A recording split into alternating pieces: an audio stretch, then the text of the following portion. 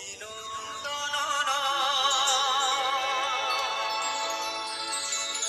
প্রশংসা নয় কোনো সংবর্ধনা,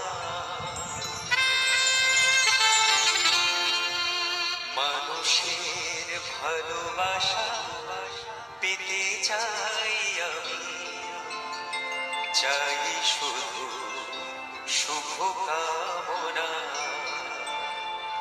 অভিনন্দন প্রশংসা